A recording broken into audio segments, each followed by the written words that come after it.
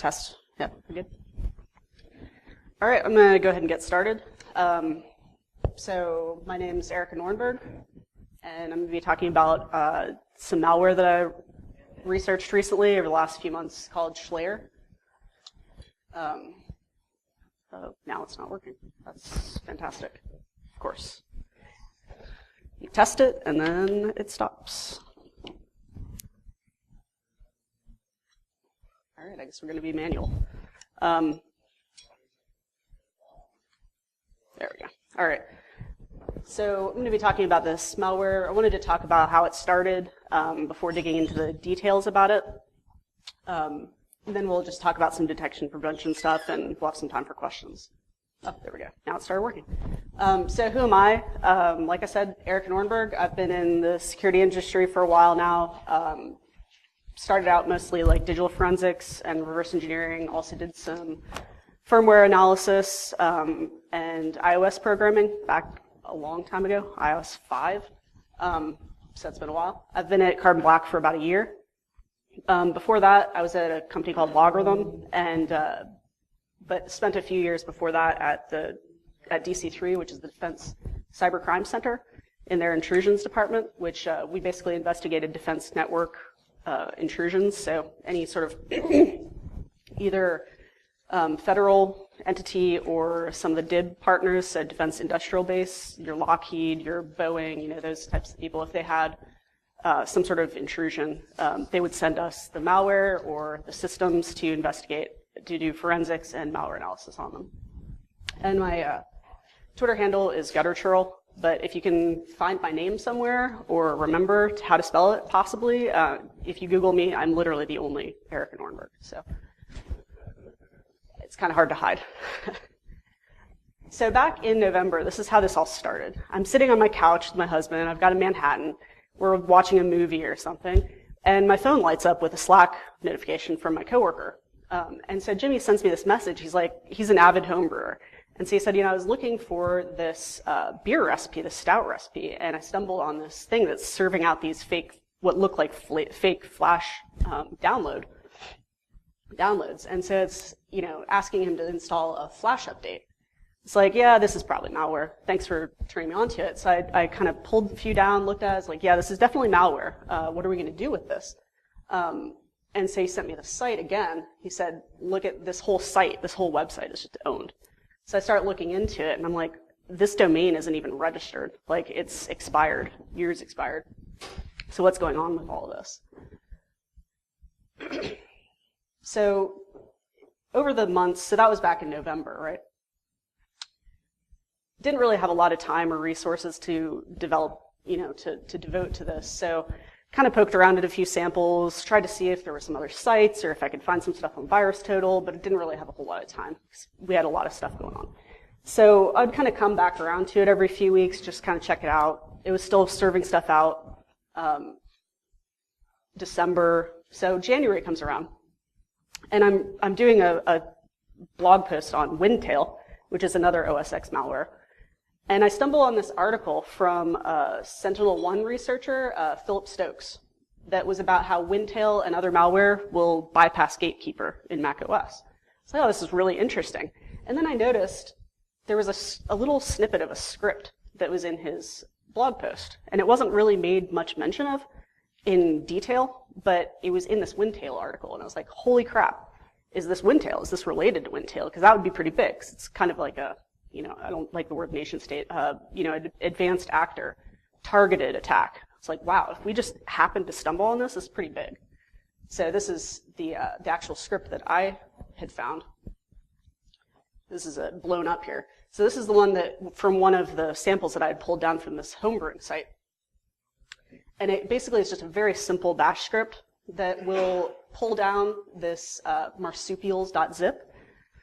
This particular domain was also serving out kittens.zip and porcupines.zip and any number of these things that contained Schlayer, as I found out later. But basically it does a curl, just a simple curl command, which if you're not familiar with it, is just a command line utility for downloading, kind of like wget, if you're familiar with that as well, for Mac and Unix systems. So very simple. Pulls down this zip file, unzips it. It's a .app, Mac OS app. Unzips it with a password, removes the temporary stuff, and then just opens the app so that the user doesn't have to actually interact with it. So here's the clip from Philip's article. This is the clip that he actually had put into his blog post. And I mean, it was almost verbatim, same thing. Kittens.zip, which I had actually, this is a different, I don't know what that IP address resolved to at the time, but I was able to pull down the same file from the AWW 799 domain as well. So this gets me going. I'm like, this is really exciting, right? If we found something and just stumbled on this thing that's like an advanced threat, that'd be really awesome. So like, yes, maybe this isn't just adware. Maybe it's actually something interesting. Because if you've ever done any malware analysis for Macs, almost all of it is actually adware. So I went down the rabbit hole. So that was on a Friday. And I spent the rest of the evening basically pulling apart some of the samples that I'd found, pulling down everything I could, looking at virus total, just kind of trying to get an idea of this. But I was talking to my coworker Greg, and he's like, why don't we try to script this to try to pull down as many samples as we can? So he threw together a Python script that basically uses Selenium to automate loading loading this one site. And the site used a system of redirects. And so we had to follow the redirects until we could detect that a flash update was being served out, and then automatically pull down that payload. And so this worked for a while. Basically what he would do, once he decided that, or once he determined that a malicious site was found, he would pull down the URL, pull down the source code for the page, take a screenshot of it, and then try to download the payload as well. So this was all automated. So right around February, that was January. Again, the script kind of went cold because the actors, from the time we first saw it in November, they kept putting in more mitigations to try to keep people from pulling these things down automatically. So at first, they were detecting IP addresses. So if the same IP address hit the site more than once in, 10 minutes or something like that, it would redirect you to something else. And then they put in some like CAPTCHAs. They've put in detection for IP ranges. So this was continually evolving, but we still didn't really think it was all that interesting, because when I went down the rabbit hole of Windtail, I realized it's like, okay, no, this actually isn't related. I just misread the article. This is something completely different. But then in February, we're like, we've been looking at this thing for 4 months now, and we haven't seen any sort of research about this anywhere else. So we're going to have to name this thing. If we're going to, write a blog post about it, if we're going to do any sort of research, if we're going to be talking about this thing, we need to name it. So the original homebrewing site that we found it on was called Double Docs, double as in the beer, D-U-B-B-E-L. And at the time, we were having a heated debate about IPAs, because a lot of people hate IPAs, have very strong feelings about them. And one of them used to be my coworker, Brian Baskin, who spoke earlier. And so I just wanted to mess with him. And I was like, how about double IPA then? I know doubles don't have anything to do with IPAs, but I just wanted to mess with him. So we decided to call it double IPA. And so then it's like, okay, there's actually been this, evolution going on. And in February, I was like, oh, I found this article from a year ago, from February 2018, where the Intego researchers had actually found this before. And so they were calling it Schlayer. I was like, I think this is all the same thing. I think we've probably got Schlayer here. This is not new, unfortunately. And here's the article from Intego. I was like, maybe they're not just actually sophisticated. It's just another version of this Schlayer crap.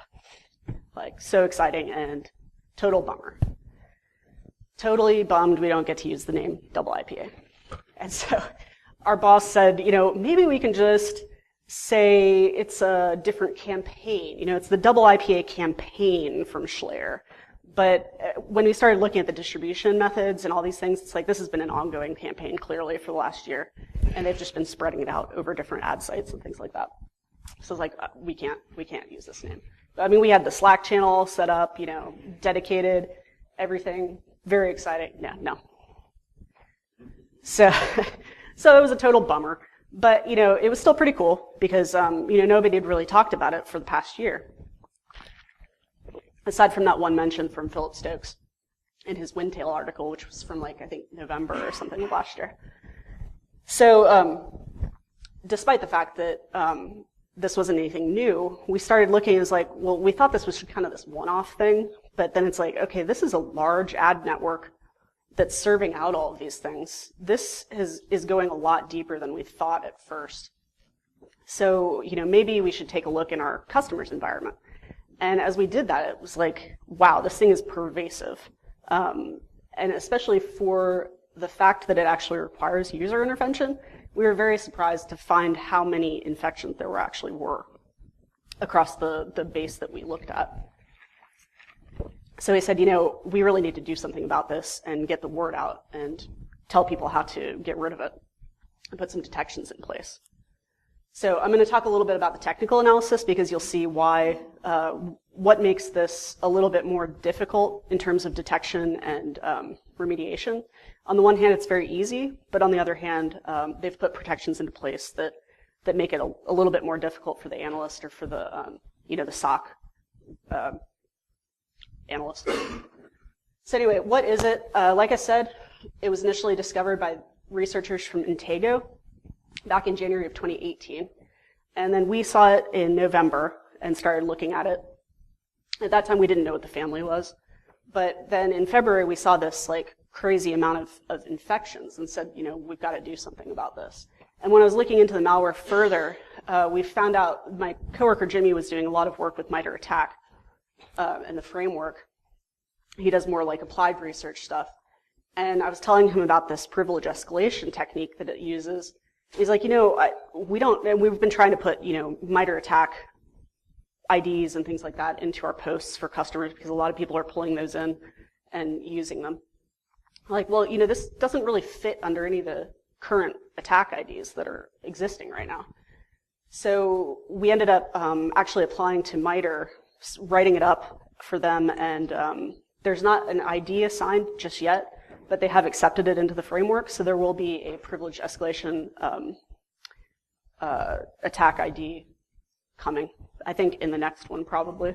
But it's basically based on an API called Authorization Execute with Privileges, which is a deprecated API in Mac OS, but because it can be abused this way to gain root privileges basically on the system. But so Apple deprecated this API and put a safer replacement in, but nobody really wants to employ the safer one because it's apparently very hard to instrument, and so they have to rewrite and refactor a lot of code in order to implement the safe version. So a lot of people still use this. And so they can't just completely cut this off, this API, because it would break practically all the programs that are out there right now. So like I said before, Greg wrote this script to scrape the sites that we knew that were serving out Slayer. And the Selenium script would pull down the samples, pull down the code. Here's just his script saying the pop-up is detected. Here's the URL. We're going to write all this stuff out to a file. But like I said, they were getting smarter. And so by February, they were actually hosting all of these payloads, the final stage payloads, on S3, on Amazon, AWS. So, you're not going to block Amazon in your environment, right? I mean, most dev shops are using that legitimately. So they start doing this, they start making it harder to determine these payloads, and they moved things around on the screen, so the Selenium's not really working anymore. And they started redirecting to this www9.doubledocs.com, which if you've ever seen one of those things, if you've typed in something, typed a URL in wrong and somebody's squatting on a mistyped domain, you get this kind of fake search page kind of thing. So that's what they would redirect to if they thought that you were trying to work the system, basically. So we had set up a whole thing of rotating proxies to try to get around the IP range detection. So we'd hop, to different countries, sleep for 5 minutes, go to a new country, try it again, but eventually this stopped working. However, like in the very beginning, it actually was very successful. So that first day that I ran the script, that Greg and I were running it, we were actually able to pull down, I think, about like 28 or 30 samples just in a few hours from this site before they started putting the mitigations in place. And out of that, we had about 15 unique samples. And it's a little hard to see here, but basically we had there were identical hashes that were being served out on different views, like different sites. So they would change up how it looked, which I'll show you in a little bit. So here's an example. This is one of those like fake search sites that you kind of see. And this is what you get redirected to if it thinks that you're trying to mess with it. Let's see. I wonder if I can. Can we do oh, it's not going to let me do that? Oh. No, it's not going to let me do that. Thought maybe we could see what happens. But basically, if you go to this site, it'll either redirect you through a system of different ad network proxies, or you'll get this dummy page here. So the distribution, as I said, we first discovered it on this Homebrew site. And we found that it was utilizing a whole network of expired domains to squat on and serve out these ads. So it'd take a legitimate domain that had legitimate content at one point, but the domain had expired. And when you go to it again, now it's got this ad chain that will eventually take you to, usually most of them were fake Flash update installers. So you would go to this site that you thought, maybe you'd been to it 6 months ago, maybe you had it bookmarked from a long time ago, you go to it again and it says, oh, hey, you need to update your Flash to see this page again. And so, unfortunately, a lot of people fall into this trap, and so they install it. So most of these, some of them were also browser extensions, so it would actually look like the Chrome browser extension store, but in actuality, there was another thing going on underneath. The other common distribution method for this was in cracked software. So if you look at torrents for, let's say, somebody wants Photoshop, they go to download a cracked version of Photoshop because they don't want to pay for the license, and they get served with Schlayer instead. Some of these things, especially the Flash updates, some of them will actually, after installing the malware, they will actually go through the additional installation of Flash, which is pretty funny because when you're going through the malware installation, it'll actually say install complete, and then you click again and it starts installing again to install the real Flash. So it's like, but people still fall for this. So when I was looking into this domain thing, we couldn't figure out, there's no way to report abuse when there's no person running the website. So how do we tell these people that these websites are hijacked? And, I was talking to somebody from VeriSign, and she said that hosting companies like GoDaddy, they get a huge list of all of these parked domains where there are people parking on these expired domains on a weekly or monthly basis, I forget, and it's up to them to do something about it. So as you can imagine, they don't really have a lot of incentive to do anything about it because, it's just a domain sitting out there into the ether. They don't really have any incentive to shut these down, so they pretty much just keep going. And when I was researching this just about a month ago, kind of preparing these slides, I decided to go back to DoubleDocs again, to the original site that we saw. And I was looking at the page source, and I noticed that there was a bunch of CSS code for this parkingcrew.net. I was like, what is this? Well, it's apparently there's something called domainers. This is completely outside of my expertise, but there are these domainers that specialize. You can actually pay them to park domains for you. And so they will just give you a set of domains that you can put your just give you a set of domains that you can put your ads or your, whatever you want to on it. So it's a huge industry, apparently, because they make money off of it. So, but there's really not, at this point, there's not really any good way to stop it. So here's one sample site. This is one of the things when you go to one of these ad sites. This is a sample page that you would get redirected to. So as you'll see, they actually utilize, they take some user agent information from the system so that they can cater this to the particular person that's looking at the website. So this knew that my system is 10.14, it's Mojave. They tell me I'm infected, and do you want to start a scan? The interesting thing about this is that this entire page is actually completely valid. All of these links are exactly what you would think they were. Go down here, you can buy AppleCare. That'll actually take you to Apple's AppleCare site where you can buy AppleCare. All of these links up here are exactly as Apple's site would be. The only custom content is this right here. So this is a good example of social engineering. They're trying to make the page look as valid and believable to the user as possible. Not an uncommon thing, but I thought this one was interesting because a lot of times they don't go to this much effort of actually mapping the entire page. But it works. People fall for it. And so that's why you continue to see these things.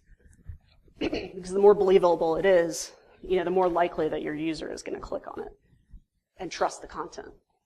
So here's just a few. These are all the different examples of different pages that are serving out this malware. This is all the same malware, sometimes the same hashes, sometimes different hashes, but the same thing. But they just make the pages look different, so you're not seeing the same thing over and over again.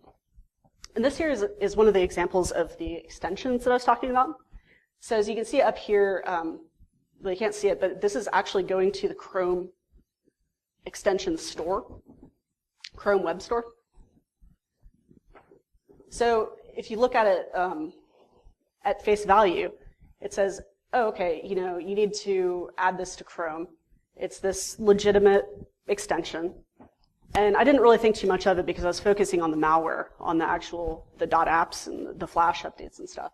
But one time I was going back to my VM, my analysis VM, and I just happened to move, I was going to try to move this screen out of the way. And I noticed that that's actually just another window that's placed on top.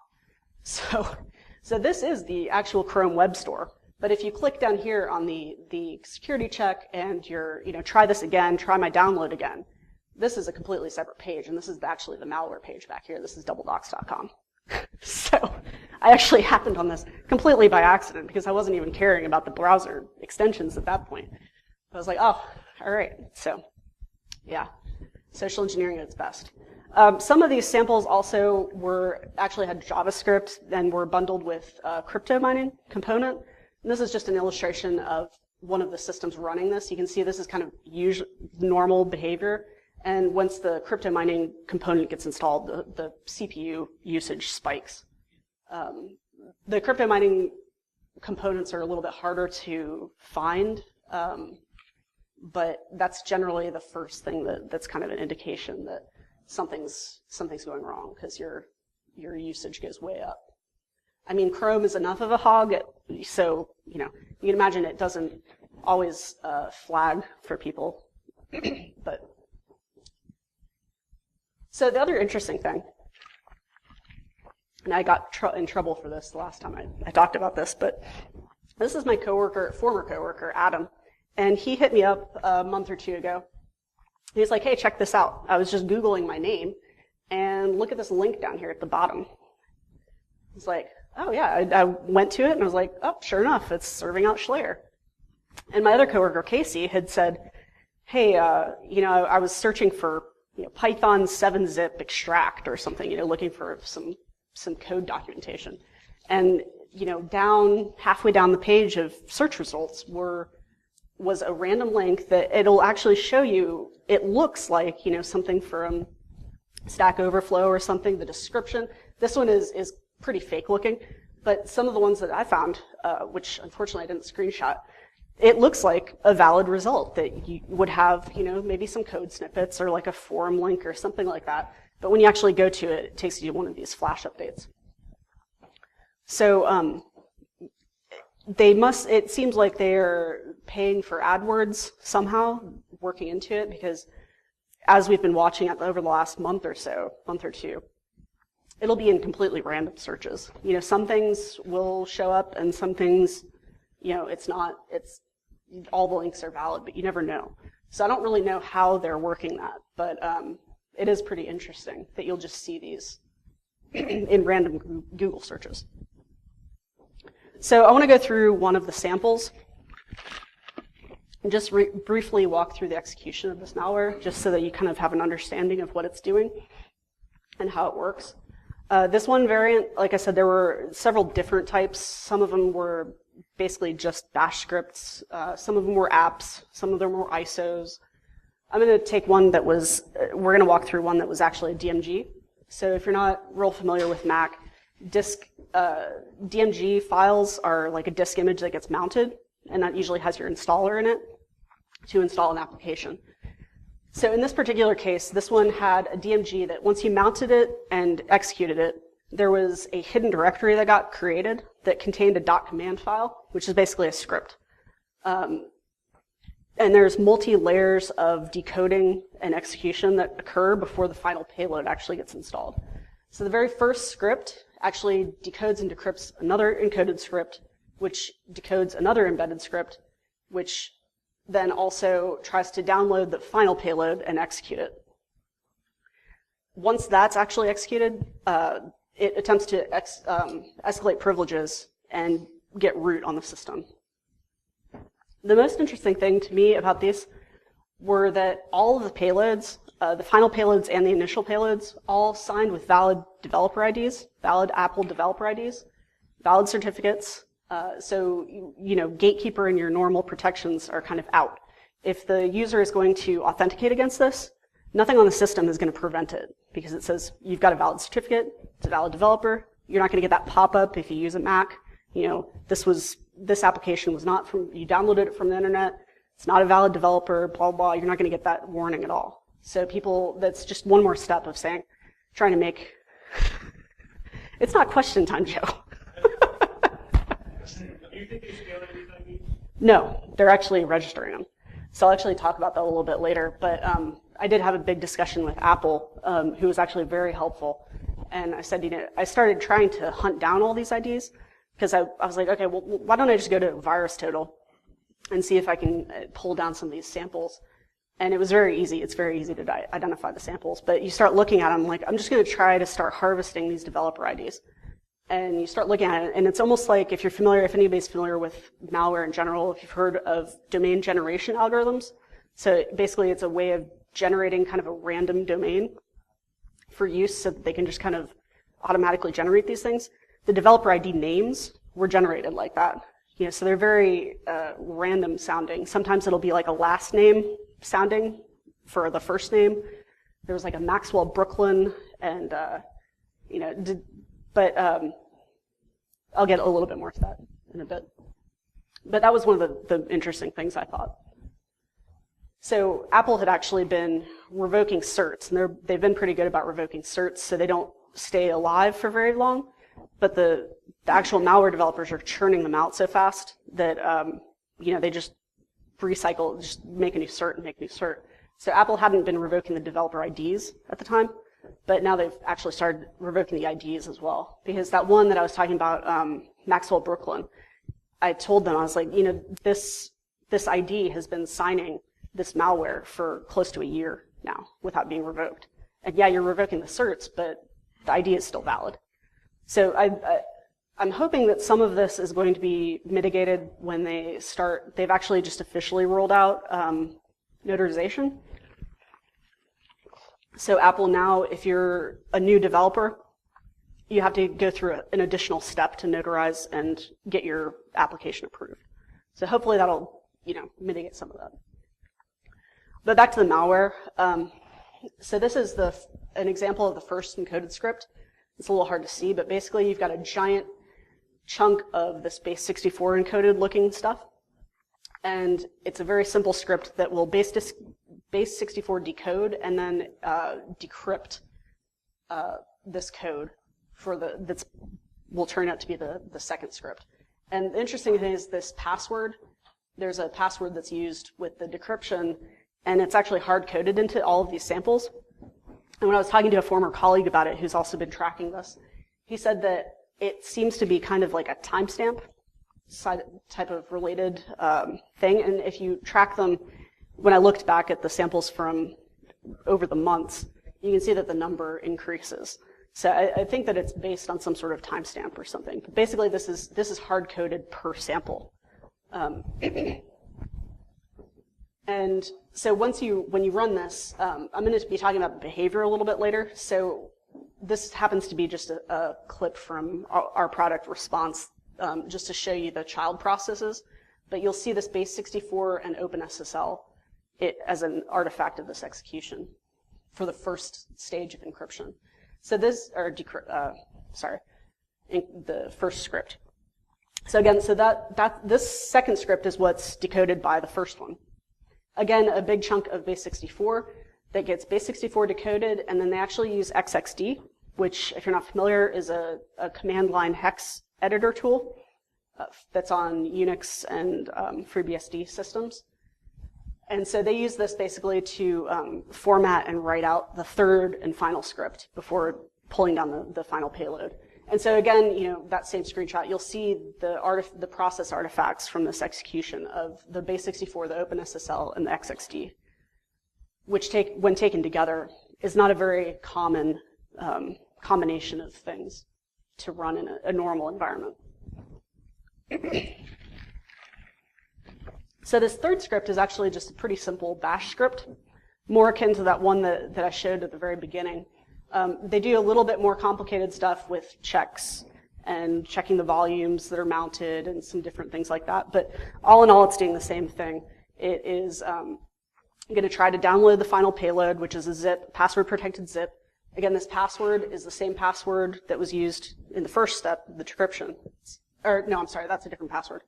We'll get back to the password thing later. But basically, it uses curl, again, to download a zip file.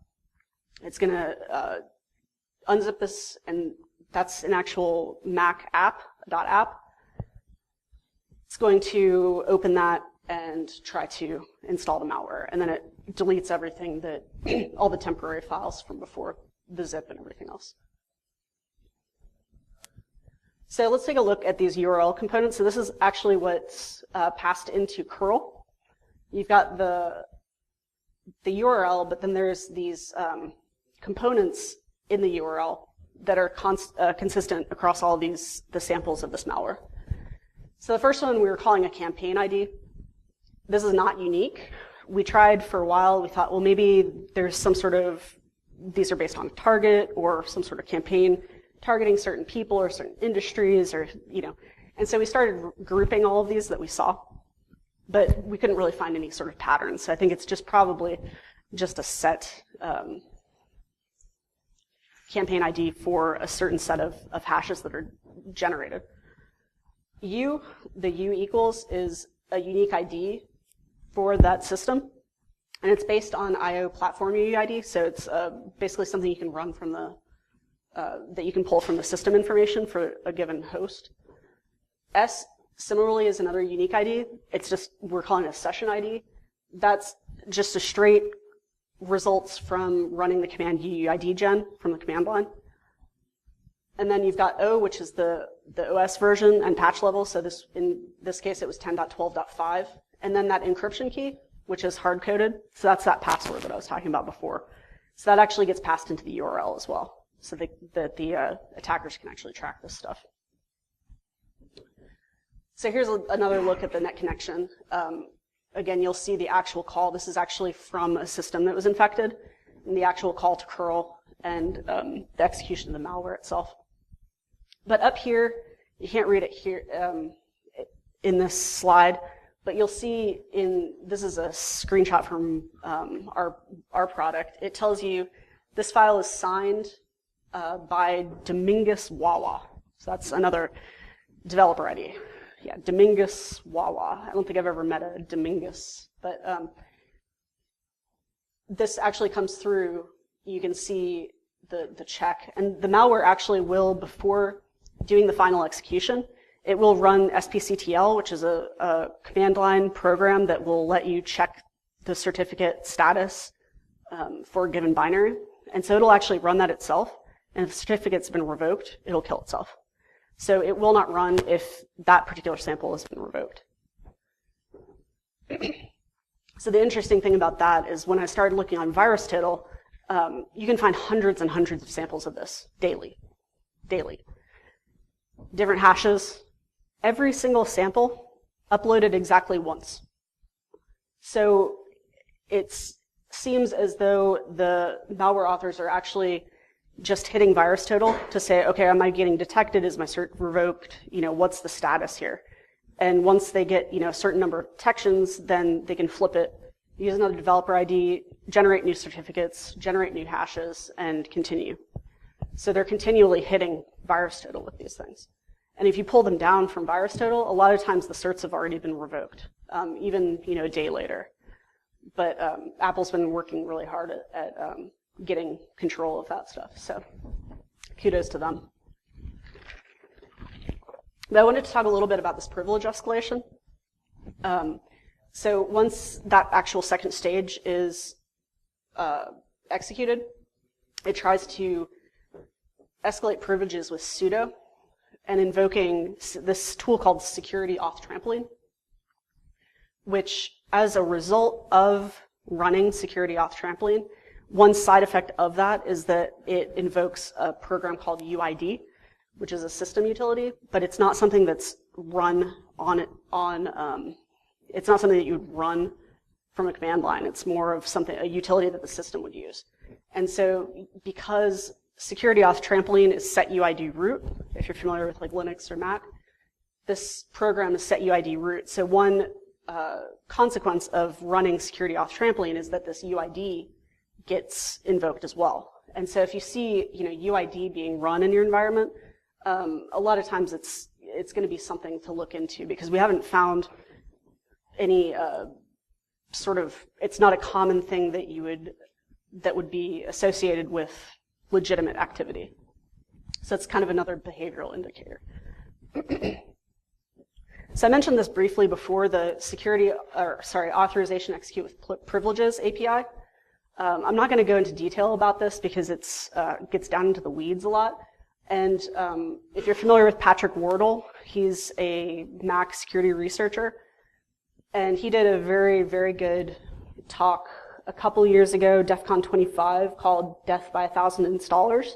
Highly recommend if you're interested in this kind of thing. He goes into it in depth, basically what happens behind the scenes when this API call gets called. This is that deprecated API that I was talking about at the beginning. So as a result of this API, that security auth trampoline gets triggered and set UID and that whole process. So I highly recommend that talk if you're interested in that kind of thing. So I just wanted to quickly, to end up, talk about how do we detect and prevent this.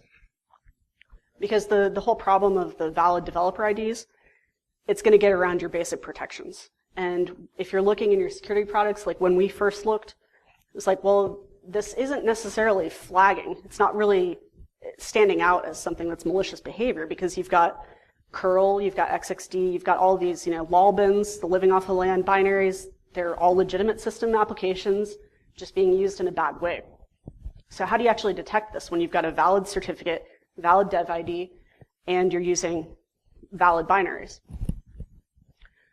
So I have to go to the attack, the obligatory attack page. But for the people that we have a lot of customers that are relying on or using attack to kind of try to classify things. These are some of the attack IDs that are involved. The privilege escalation was the interesting one, and like I said, they have accepted it. It'll probably be in the next release. There's not an attack ID associated with it now, but there should be probably in the next month. But we've got execution, defense evasion with the hidden bash scripts and things like that, and then discovery with system data, kind of system information gathering. But the Death by 1,000 Installers was the talk that I was telling you about by Patrick Wardle.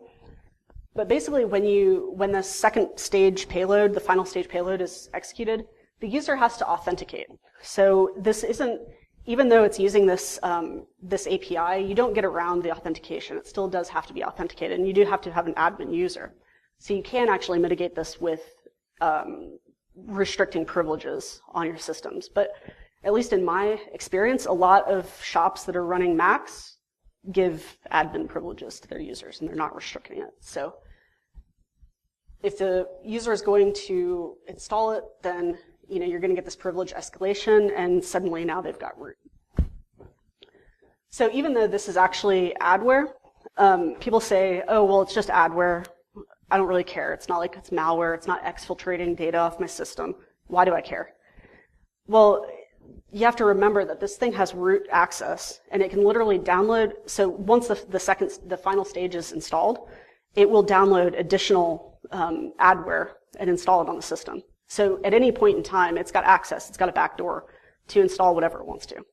So in the hands of the right adversary, if they've got all your system information, they know, anything about your system, who's using it. If there's a CEO, because we know that a lot of the higher level people are the ones that are running Macs. If there's somebody that they wanted targeted, they've got all that system information. They can say, yeah, that's that guy. Let's download something else onto his system. Personally, I haven't seen it, but it is something that could happen because they've got full system access. So, it's not something to be dismissed. Anything that's got root on the system should be a concern, obviously.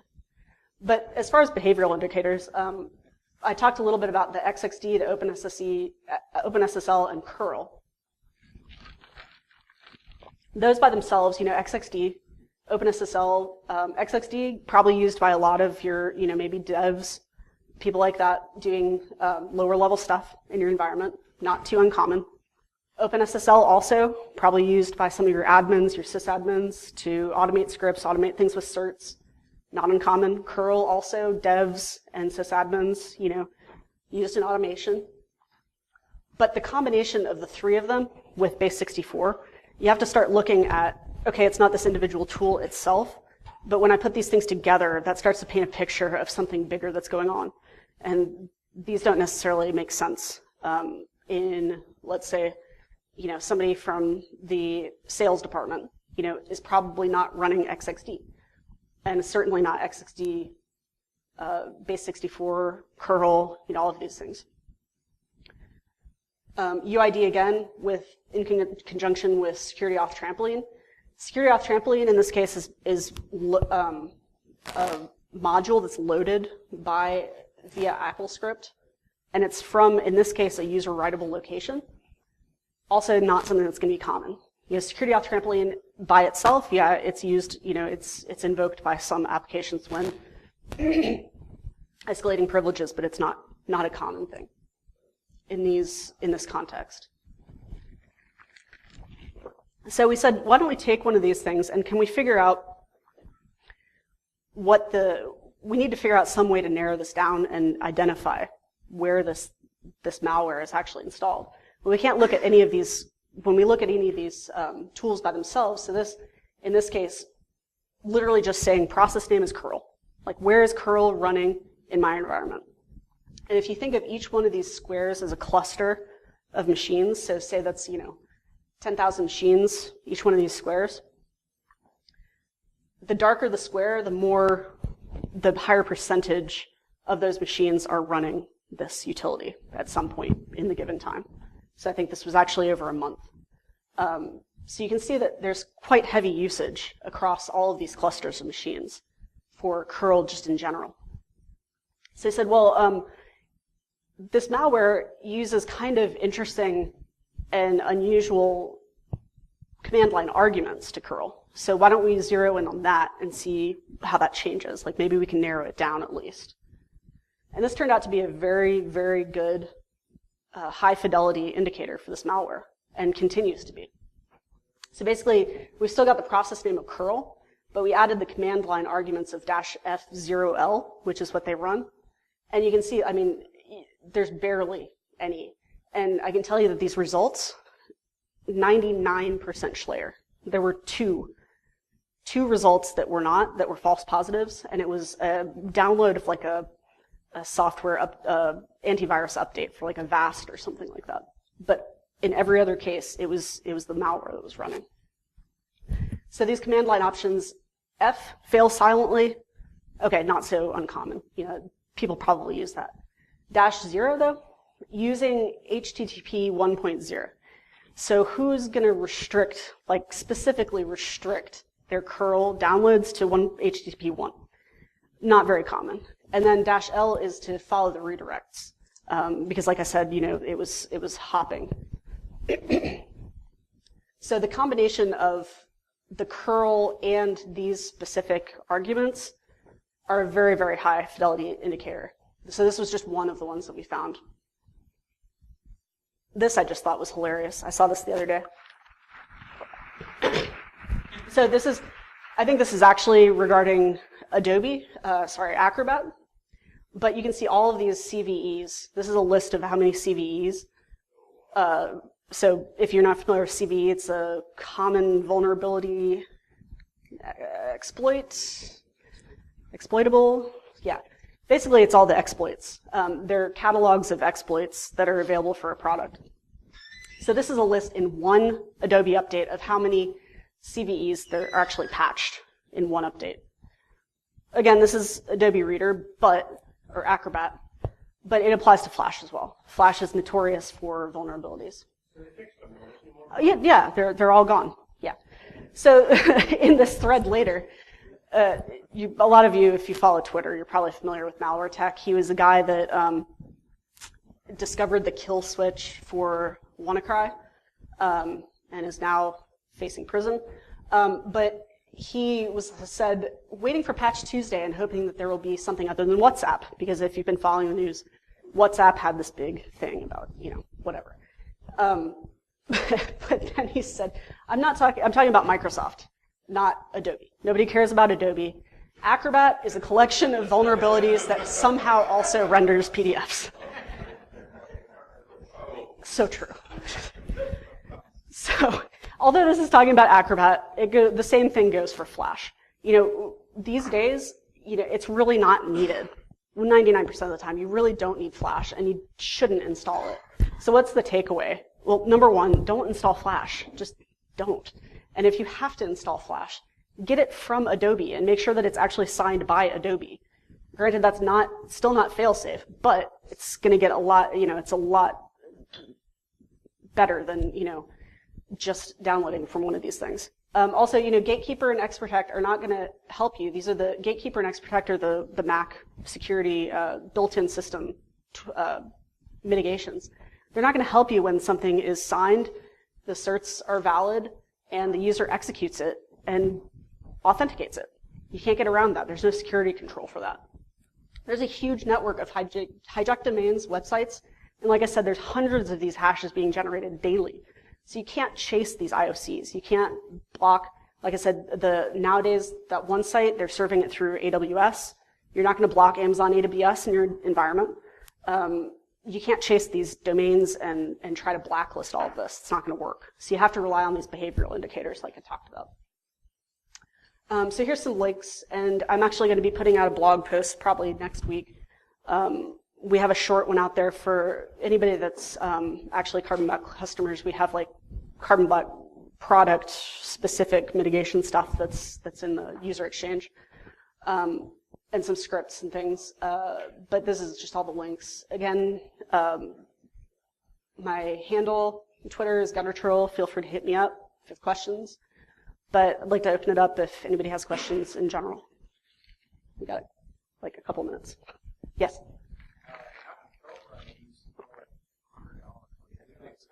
Yeah.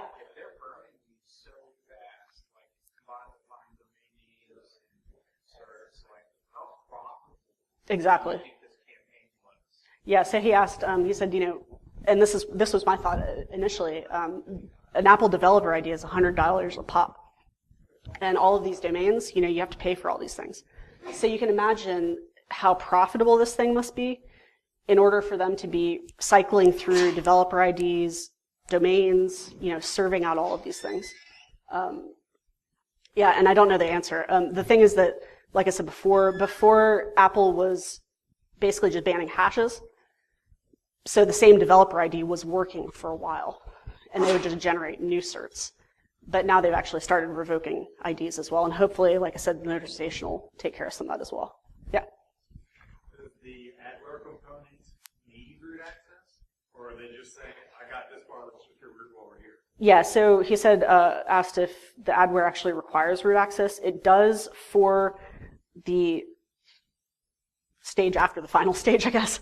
Basically, it downloads additional packages, and so for it to be able to download and install additional adware packages without user interaction, it needs to have that system level access. And so once they get past that initial gatekeeping, I don't want to use that word because it's not gatekeeper, but once they get past those initial max system mitigation techniques, it can do what it wants to.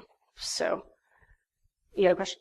I was just saying that iOS active community is practically broken out that everybody eventually gets their developer ID canceled. Oh, really? They get compromised, used to sign malware, Right.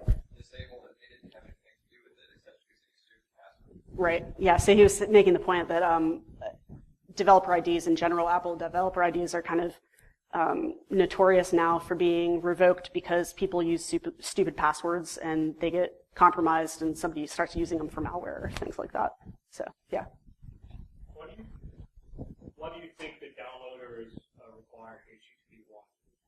That's a good question. I think that I'm just guessing, but I'm assuming that it was probably, because if you look at the ad sites like the one that we initially found, it's a non-secure server, and there's, I don't know if that's the way that they're getting around for the park domains, like how they're taking advantage of the domains that are expired. Yeah, it's not my.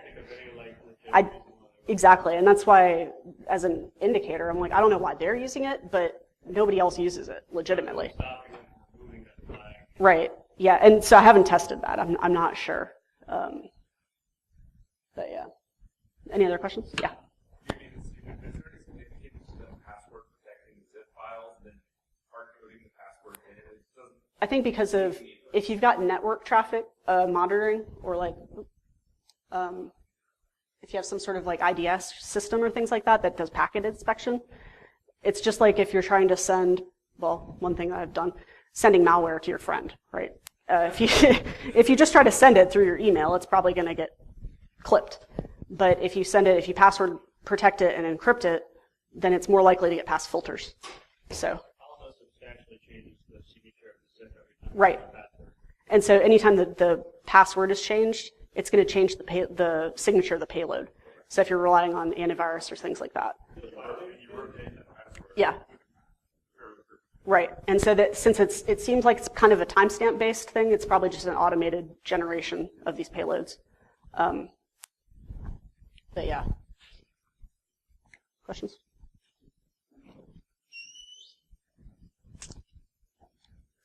All right. Well, thank you very much.